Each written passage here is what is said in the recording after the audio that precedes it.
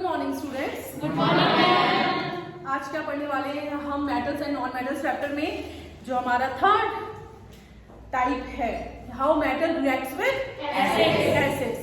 ठीक है, तो how metal reacts with acids के बारे में आज हम लोग पढ़ने वाले हैं।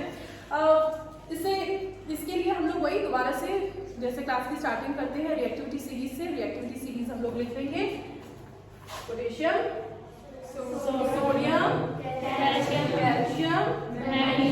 Magnesium, aluminium, zinc, iron, lead, hydrogen, copper, mercury, silver, gold. ठीक है, तो जैसे कि हर रिएक्शन में हमने पढ़ा था कि सारे मेटल सेम मैनर में रिएक्ट नहीं करते हैं, तो अपनी रिएक्टिविटी के अकॉर्डिंग ही रिएक्शन करते हैं। ठीक है, ऐसे ही जब हम डाइल्यूट एसिड्स के बारे में बात करेंगे तो हमारे पास ये इतने सारे जो मेटल्स हैं उनमें से कुछ मेटल्स हैं जो बिल्कुल रिएक्शन नहीं करेंगे, कुछ मेटल्स हैं जो उतना रैपिडली रिएक्शन नहीं करेंगे, कुछ मेटल्स रैपिडली रिएक्ट करते हैं। ये हम लोग पढ़ने वाले हैं एसिड्स में। ठीक है, तो बताओ सबसे ज्यादा रिएक्टिव कौन से मेटल्स होते हैं? Potassium and sodium. तो पोटेशियम सोडियम काफी रिएक्टिव मेटल होते हैं, तो हम सोडियम का एग्जांपल ले लेते हैं। तो sodium when reacts with HCl in a dilute form, it will produce something that we will discuss. उससे पहले metal plus acid क्या प्रोडक्ट फॉर्म होते हैं? Salt plus hydrogen gas. ये सामने होना चाहिए आपके। मेटल जब भी एसिड के साथ रिएक्ट करते हैं तो क्या प्रोड्यूस करते हैं? Metal, salt and hydrogen gas evolve होती है। ये एक डिस्प्लेसमेंट रिएक्शन है। ये डिस्प्लेसमेंट रिएक्शन है। डिस्प्लेसमेंट रिएक्शन क्या होता है? डिस्प्लेसमेंट रिएक्शन क्या होता है? जो ज्यादा रिएक्टिव मेटल होते हैं, ठीक, वो कम रिएक्टिव मेटल को डिस्प्लेस कर देते हैं। ठीक है, तो रिएक्टिविटी सीरीज में हाइड्रोजन से ऊपर जो मेटल्स होंगे वो हाइड्रोजन को डिस्प्लेस कर देंगे एसिड से। ठीक है, एसिड से हाइड्रोजन को डिस्प्लेस कर देंगे। ठीक है, तो sodium is more reactive than hydrogen, we know that. ठीक है, तो ये क्या करेगा? इसको करेगा डिस्प्लेस और यहाँ पे बना देगा metal salt, that is NaCl, sodium chloride. इसका एक नाम है ना, क्या नाम है इसका? Sodium chloride. तो मैंने बता दिया कॉमन सॉल्ट, कॉमन सॉल्ट बोलते हैं इसको। Plus H2, NaCl plus H2। ठीक है, तो 2HCl। बैलेंसिंग के लिए क्या होगा? 2HCl यहाँ पे आएगा क्योंकि वहां हाइड्रोजन के दो एटम है। यहाँ पे ट्वाइस ऑफ सोडियम और यहाँ पे भी क्या होगा? Twice NaCl। ये हमारी रिएक्शन हो गई, बैलेंस हो गई। ठीक है, तो ये काफी विग्रसली रिएक्ट करता है सोडियम, पोटेशियम। ठीक, हमारी एनसीईआरटी में जो गिवन है जिसमें हमको काफी फोकस से पढ़ना है, किसके बारे में? Magnesium, aluminium, zinc and iron. ठीक है, तो मैग्नीशियम, एल्यूमिनियम, जिंक और आयरन कैसे रिएक्ट करते हैं डाइल्यूट एसिड से, इनके बारे में हमको पढ़ना है। दोनों तरीके की रिएक्शन, डाइल्यूट HCl से भी और डाइल्यूट H2SO4 से भी। ठीक है, तो पहले तो आपको इतना तो पता ही है कि रिएक्टिविटी सीरीज के अकॉर्डिंग मोर रिएक्टिव कौन है? मैग्नीशियम है। ठीक है, तो हाइड्रोजन गैस इवॉल्व होंगी अगर इन रिएक्शंस में, तो ज्यादा रैपिडली किसमें हाइड्रोजन गैस इवॉल्व होने वाली है? मैग्नीशियम में। ठीक है, तो ये एक एक्टिविटी है जिसमें ये क्वेश्चन है कि which metal is more reactive. ठीक है, व्हेन रिएक्ट विद एसिड्स, कौन सा रैपिडली रिएक्ट करेगा, और साथ में ये भी है कि इनका एक ऑर्डर फॉर्म करना होगा, तो हम ऑर्डर अभी करते हैं, देखिए। ठीक, तो यहाँ पे हम लोग पहले HCl के साथ रिएक्ट कर लेते हैं, डाइल्यूट HCl। सबसे पहले magnesium magnesium plus HCl gives a metal salt that is magnesium chloride MgCl2 plus H2. ठीक है, इसको हम लोग करेंगे बैलेंस, तो 2HCl 2MgCl2 twice of magnesium. Clear है? आपकी कॉपी में सब कुछ लिखते रहने चाहिए।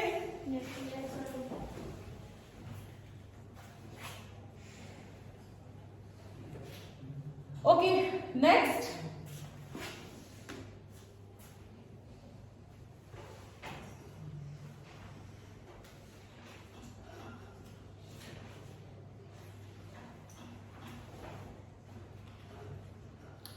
यहाँ पे जो हमारी बैलेंसिंग है उसमें थोड़ी सी गड़बड़ है। ये Cl2 कितने हो गए हैं? 4 हो गए हैं। इनको अगेन हम लोग करेंगे।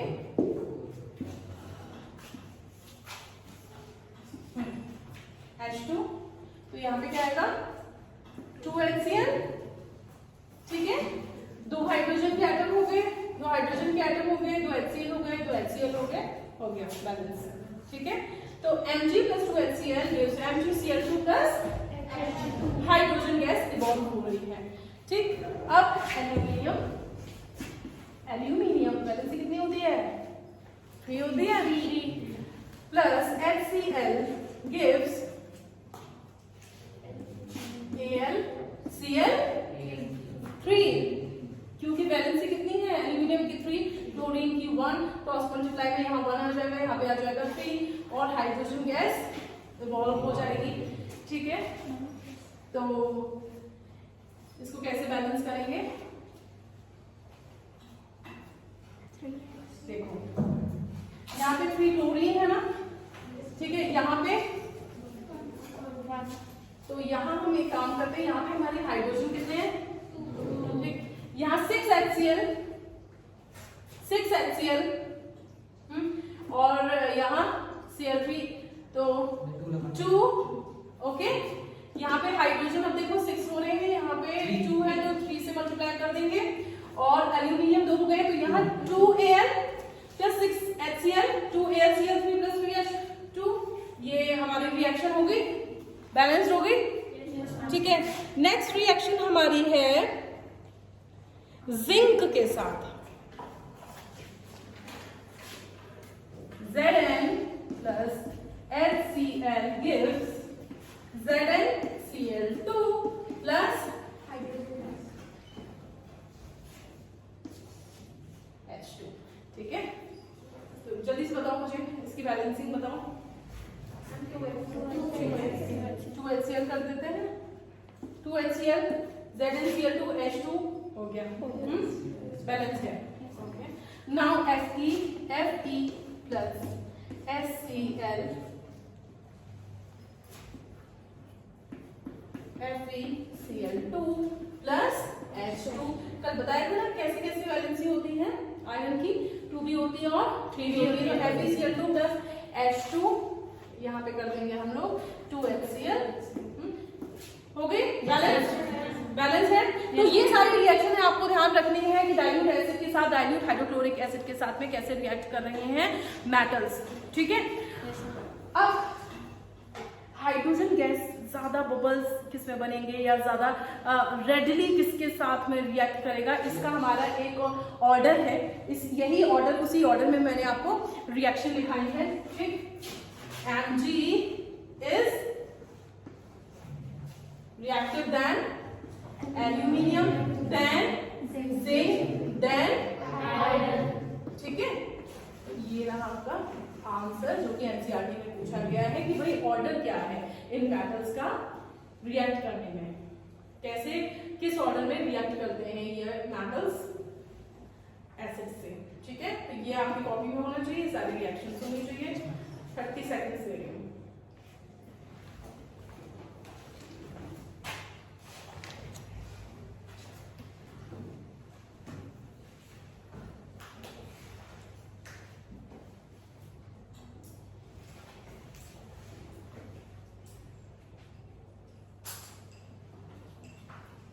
डन?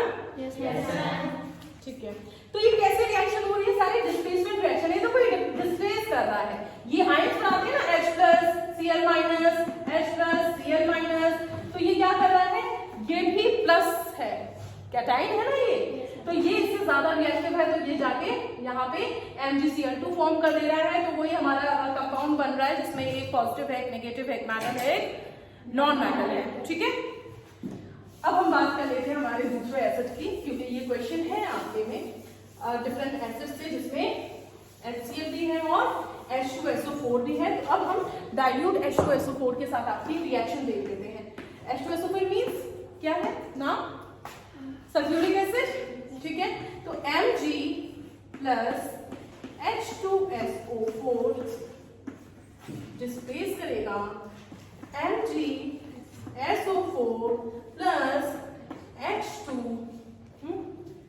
बैलेंस्ड, बैलेंस है, बैलेंस है ये तो, ठीक है। नेक्स्ट देख लेते हैं, नेक्स्ट कौन सा मेटल है, aluminium plus H2SO4 gives Al, मैं लिख दे रही हूँ, बैलेंसिंग हम अभी करेंगे, AlSO4 प्लस H2, Al की कितनी थी, 3 थी, और SO4 की कितनी होती है, 2, तो ये Al2SO4 ब्रैकेट में कितना आएगा, 3 आएगा, ठीक है।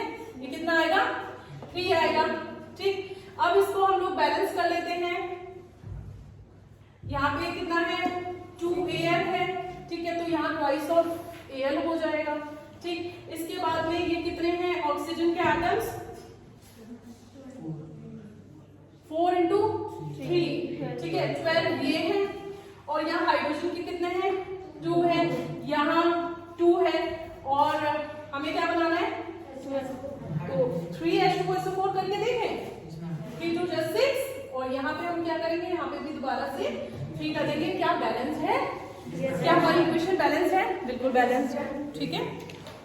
तो ये आप थोड़ा सा सीख लो, इस पे ध्यान देना है आपको कि Al2SO4 3, Al2 क्यों है, क्योंकि SO4 की वैलेंसी कितनी होती है इन टोटल, 9th क्लास में पढ़ा था हमने, 2 होती है, और Al की एल्यूमिनियम की कितनी होती है, 3 होती है। तो जब हम क्रॉस मल्टीप्लाई करेंगे तो Al की 3 वैलेंसी चली गई वहां पे, और SO4 क्योंकि पॉली एटॉमिक आयन है इसीलिए SO4 थ्राइस हो जाएगा, ठीक है, होल 3 में चला जाएगा, और Al का 2, ठीक है। 2 रिएक्शन और है हमारे पास, जिंक और आयरन, तो zinc plus H2SO4 gives ZnSO4 plus H2, ठीक है। क्या ये बैलेंस्ड है, बैलेंस्ड है, ठीक है। तो हम आगे बढ़ लेते हैं, एक और रिएक्शन देख लेते हैं आयरन की, Fe plus H2SO4 gives FeSO4, ठीक है, आयरन सल्फेट बना रहा है, और हाइड्रोजन गैस यहाँ पर क्या हो रही है, इवॉल्व हो रही है। तो ये रिएक्शन आपको 6 रिएक्शन मैंने लिखवा दी हैं। ये 6 रिएक्शन जो है आपके एग्जाम पॉइंट ऑफ व्यू से काफी इंपॉर्टेंट हैं, ठीक है। बाकी सोडियम रिएक्ट होता है, लेकिन बहुत ज्यादा वो हाईली रिएक्टिव होता है, बहुत विग्रसली रिएक्ट करता है सोडियम, ठीक है। तो इसीलिए हम लोगों को ध्यान रखनी है ये जो हमारा ऑर्डर है इसको, ठीक है। अब एक क्वेश्चन आता है, आपने लिखी ना, सबने लिख लिया। अब एक क्वेश्चन आता है कि भाई डाइल्यूट HCl की भी बात कर ली मैम आपने, H2SO4 की भी बात कर ली, अब एक और एसिड बचता है, कौन सा, नाइट्रिक एसिड, ठीक है। तो नाइट्रिक एसिड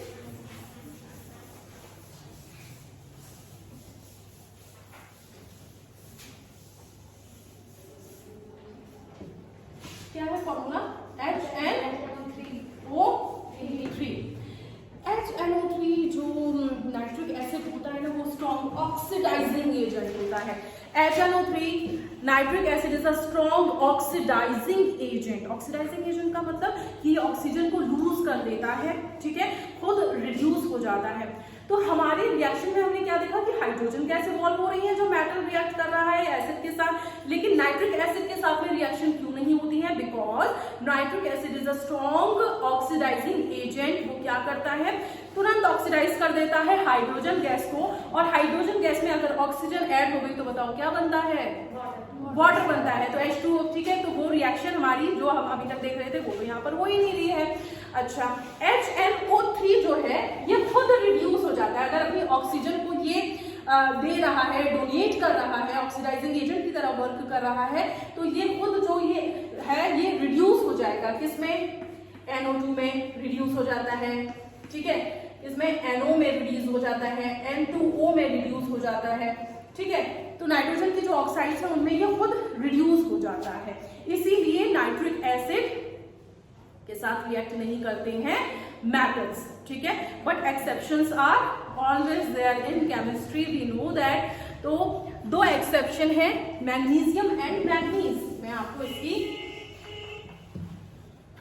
रिएक्शन बता देती हूँ, ये आपकी कॉपी में होनी चाहिए, ठीक है।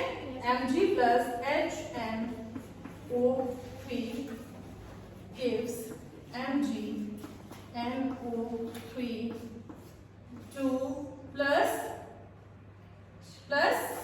H2 प्लस, कोई बात नहीं, प्लस H2, ऐसे ही सीखोगे। अब यहाँ पे हमारा एक और बचता है Mn, manganese. Manganese also react with dilute nitric acid HNO3, ठीक है। मैंने आपको बोला कि नाइट्रोजन की ऑक्साइड्स बनती है, NO2 बनता है, NO बनता है, N2O बनता है। ये डिपेंड करता है कि कितने अमाउंट में, कितने कंसंट्रेशन में हमने नाइट्रिक एसिड को रिएक्ट करवाया है मेटल के साथ, ठीक है। उसके अकॉर्डिंग N2 बन जाता है, NO बन जाता है, N2O बन जाता है। ये डिटेल है, इसमें आपको 10th क्लास में नहीं जाना है। बस आपको क्या पता होना चाहिए, क्वेश्चन बहुत इंपॉर्टेंट बनता है इस वाले टॉपिक से। नाइट्रिक एसिड के साथ में मेटल्स रिएक्ट क्यों नहीं करते हैं, because nitric acid is a strong oxidising agent, so it reduce, ठीक है। ये रिड्यूस कर देता है और अपने आप को रिड्यूस कर देता है, ठीक। और जो हाइड्रोजन गैस इवॉल्व हो रही थी वो वाटर में कन्वर्ट हो जाती है, ठीक है। और खुद रिड्यूस होकर क्या प्रोड्यूस करता है, नाइट्रोजन की ऑक्साइड्स को प्रोड्यूस करता है, ठीक है। तो ये कंप्लीट कर लेते हैं। MnNO3 twice plus H2 book में नहीं है, लेकिन आपकी कॉपी में आपको ये लिख लेना है, बुक में नहीं कहीं पे मेंशन कर लो। ये रिएक्शन की एक्सेप्शंस हैं, ये नाइट्रिक एसिड के क्वेश्चन के एक्सेप्शंस हैं, ठीक है। डन, ओके, वेरी गुड, बहुत बढ़िया, 5 बच्चे हो आप लोग, ओके, ठीक है। हमने नाइट्रिक एसिड का भी केस देख लिया, डाइल्यूट HCl का देख लिया, H2SO4 का देख लिया। आपको नहीं लगता कि कुछ चीजें रह गई हैं रिएक्टिविटी सीरीज में जब हम देखेंगे? देखो, हमने मैग्नीशियम की बात की, एल्यूमिनियम की बात की, जिंक की बात की, आयरन की बात की। अब आप ये भी तो पूछिए, मैम कॉपर कैसे रिएक्ट करेगा? हाँ मैम, कॉपर कैसे रिएक्ट करेगा? तो because copper is placed below hydrogen in reactivity series, therefore copper will not displace hydrogen, ठीक है। हाइड्रोजन जो है आयंस है उसको डिस्प्लेस नहीं करता है, हाइड्रोजन आयंस को डिस्प्लेस नहीं करता है। क्यों? इससे नीचे है, ठीक है, इससे नीचे है। जैसे एक छोटा सा एग्जांपल मैं आपको बताती हूँ कि सोहानी आप यहाँ पर बैठी हुई हो, ठीक है। फर्स्ट क्लास की एक बच्ची आई, छोटी सी, ठीक। तो उसने बोला कि दीदी उठो यहाँ से, मुझे यहाँ पर बैठना है। उठोगी? नहीं उठोगी। क्यों? क्यों नहीं उठेगी? भाई हायरार्की में क्या छोटी क्लास में है, बच्ची है, क्यों मानूं मैं इसकी बात? ओके। अब यहाँ पे अगर आपके सीनियर कोई आ जाए, ठीक है, सीनियर भैया दीदी कोई भी आ जाए, बोलेंगे सोहानी उठो, मुझे यहाँ पे बैठना है, उठोगे?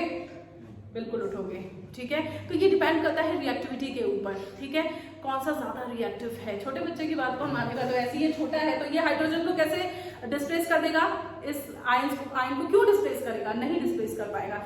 इसीलिए ये जो कॉपर होता है, सिल्वर होता है, गोल्ड होता है, कॉपर, सिल्वर, गोल्ड, ठीक है, डू नॉट, ये रिएक्ट नहीं करते हैं,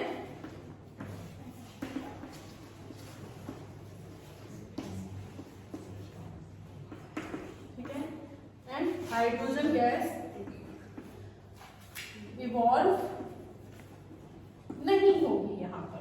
ठीक है, क्योंकि डिस्प्लेस ही नहीं कर पाएंगे तो हाइड्रोजन गैस कैसे इवॉल्व होगी? क्लियर?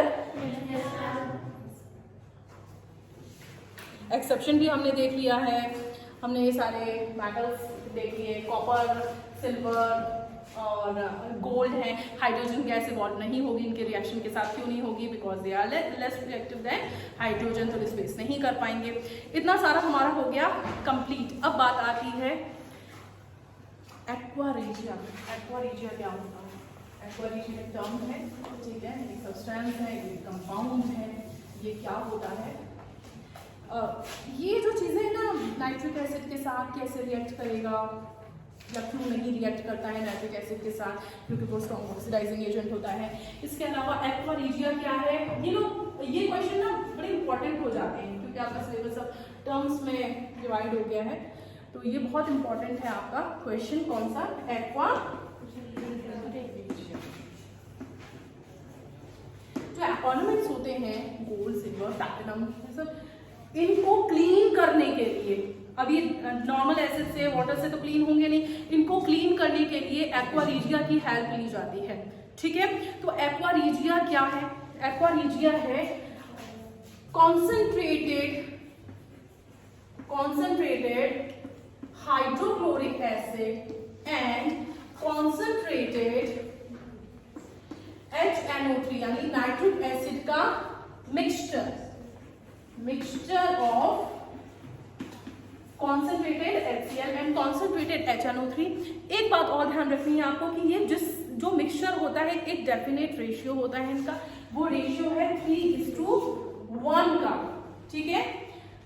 अगर क्वेश्चन आता है ऐसे कि HCl जो है, HCl और HNO3 का क्या रेशियो होगा इन एक्वा रेजिया, आंसर होगा 3:1। क्वेश्चन की लैंग्वेज पे ध्यान देना है। अगर क्वेश्चन ऐसे आता है कि नाइट्रिक एसिड और HCl का, पहले नाइट्रिक एसिड को उन्होंने बोला और HCl का क्या रेशियो होगा, तो 1:3, ठीक है। अब ये कैसे याद रखें कि HCl 3 था कि नाइट्रिक एसिड 1 था? इसका एक तरीका मैं आपको बता देती हूँ। तब से कह रहे हैं ना हम लोग कि नाइट्रिक एसिड जो होता है वो स्ट्रॉन्ग ऑक्सीडाइजिंग एजेंट होता है, ठीक है, वो बहुत जल्दी से ऑक्सीडाइज कर देता है, खुद रिड्यूस हो जाता है, तो काफी स्ट्रॉन्ग है। ये तो समझ में आ गया कि बहुत स्ट्रॉन्ग है। तो जो स्ट्रॉन्ग होगा उसका एक ही पार्ट काफी है, उसका एक ही पार्ट काफी है, और कॉन्सेंट्रेटेड HCl का हम 3 पार्ट्स में ले लेते हैं, ठीक है। ये आपको एक याद करने की ट्रिक मैंने बताई है। तो एक्वा रेजिया क्या है? It is a mixture of concentrated HCl and concentrated HNO3। Proportion क्या है? 3:1 का। ये कैसा होता है? रेडिश ब्राउन कलर का होता है, रेडिश ब्राउन कलर का होता है। इसमें जो HNO3 है ब्रेक होते रहते हैं, रिड्यूस होते हैं ना, क्योंकि तो इसमें NO2 गैस प्रोड्यूस होती रहती है और इसी की वजह से ये इसका जो कलर होता है ये रेडिश ब्राउन होता है और ये फ्यूमिंग होता है, काफी फ्यूमिंग, इसमें से बहुत फ्यूम्स निकल रहे होते हैं, इतना स्ट्रॉन्ग है इसलिए काफी फ्यूम्स निकल रहे होते हैं, और ये हाईली कॉरोसिव होता है। It is highly corrosive in nature, that is why जो मेटल है ये गोल्ड, प्लैटिनम, सिल्वर जो रिएक्ट नहीं कर रहे थे एसिड्स के साथ में, ये भी जाके वहां पे क्या हो जाएंगे, रिएक्ट करने लगेंगे, ठीक है। इनकी क्लीनिंग हो जाएगी, ऊपर से इनकी सरफेस हटने लग जाती है, मतलब इतने लीस्ट रिएक्टिव होने के बाद में भी इनकी सरफेस वहां से हटने लग जाती है, कॉरोड होने लग जाती है, because aqua regia is highly corrosive in nature. Aqua regia का एक लैटिन नेम है जो आपको पता होना चाहिए, that is royal water, that is royal water. तो ये आपका एक्वा रेजिया से रिलेटेड जो भी क्वेश्चंस यहाँ पे बन रहे हैं वो मैंने आपको बता दिए हैं, ठीक है। ये समझ में आ गया? थर्ड पार्ट हमारा। फोर्थ पार्ट बहुत छोटा सा है, उसको भी डिस्कस कर लेते हैं। Fourth part, how metals react with other metals. With other Metals.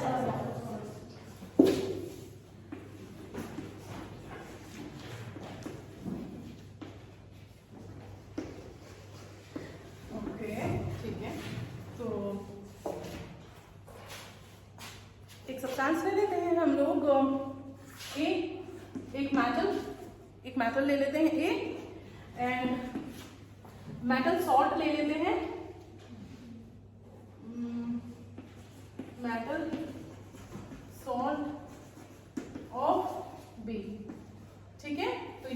Reaction देगा?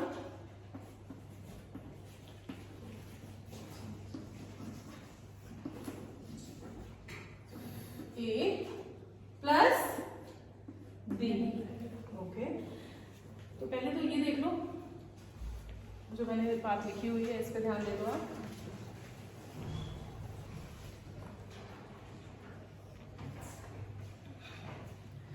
ठीक, अच्छा ये भी अगेन एक डिस्प्लेसमेंट रिएक्शन है।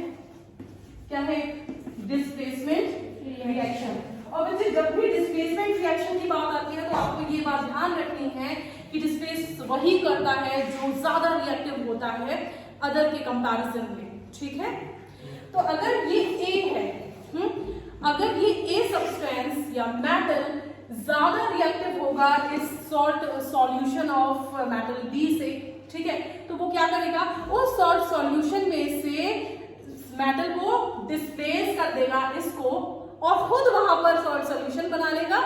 और यहां से जिसको डिस्प्लेस किया था B है ना, ये देखो B अलग पड़ गया बेचारा, पड़ गया, अलग आ गया ये।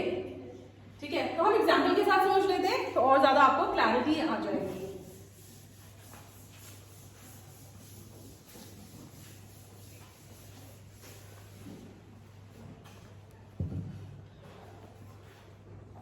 जिंक ले लेते हैं और CuS को लेते हैं। सबसे पहले तो डिस्प्लेसमेंट रिएक्शन पे हम लोग को ध्यान रखना है, डिस्प्लेस करेगा बिकॉज देखो कॉपर का है नीचे, जिंक ज्यादा रिएक्टिव है उससे। ठीक है, तो रिएक्टिव है वही वाले जो अभी बताई थी ना, छोटा बच्चा आएगा फर्स्ट क्लास का और सीनियर आएगा, तो यही वाली बात है। ये कौन है? सीनियर है कॉपर से, तो ये क्या करेगा? बोलेगा हटो यहाँ से और मैं बनाऊंगा सॉल्ट सॉल्यूशन ZnSO4, और तुम जाओ अलग बैठ जाओ जाके Cu। कॉपर अलग बैठ के जाके, तो हमें कोई पूछ नहीं रहा, हम छोटे हैं, रिएक्टिविटी सीरीज में नीचे आते हैं, तो हम लोग को तो हमें अलग ही बैठना पड़ेगा। ठीक है, आ जाओ, आप ही बैठ जाओ, मतलब कहाँ बैठ जाओ? सॉल्ट सॉल्यूशन में। ठीक है, एक और है second one, Fe plus CuSO4 gives, displace करेगा बिल्कुल, ये भी इससे ऊपर है, तो FeSO4 प्लस Cu। ओके, अब अगर मैं आपसे कहूं कि कॉपर मेटल है और सिल्वर नाइट्रेट है, सिल्वर देख लो कहाँ पे है, सिल्वर नाइट्रेट का सोल्यूशन है और कॉपर है, अगर ये आपस में रिएक्ट करेंगे तो क्या होगा? रिएक्शन होगी, रिएक्शन होगी, रिएक्शन बिल्कुल होगी, क्योंकि ये कहाँ है? देखो ऊपर है। अब हमें सिर्फ इनका ध्यान रखना है ना, अब हमें सिर्फ Cu और Ag पे, हमें अब इनसे मतलब नहीं है, हमको तो सिर्फ दो चाहिए ना, दो में ज्यादा रिएक्टिव कौन है इस पर ध्यान देना है। ठीक है, तो copper is more reactive then silver, that is why copper will displace silver from its solution. जैसे सॉल्यूशन हम सिल्वर नाइट्रेट का मान रहे थे, सिल्वर नाइट्रेट में से सिल्वर को डिस्प्लेस कर देगा और सिल्वर अलग हो जाएगा। ठीक है, और खुद अपना सॉल्ट बना लेगा, कौन? कॉपर। ठीक है, अब अगर मैं पूछूं कि एक तरफ है कॉपर और एक तरफ है आयरन सल्फेट FeSO4, क्या होगा इसमें? रिएक्शन में क्या होगा? देख लो, रिएक्टिविटी सीरीज पे एक बार ध्यान दे दो, कॉपर है इधर और Fe इधर, Fe का सोल्यूशन है और कॉपर आके उस पर अटैक करना चाहता है, तो होगा क्या? तो नो रिएक्शन, कोई रिएक्शन नहीं होगी भाई, कोई रिएक्शन इसलिए नहीं होगी क्योंकि ये फर्स्ट क्लास का बच्चा है इसके सामने। ठीक है, और ये सीनियर था इसके सामने। ठीक है,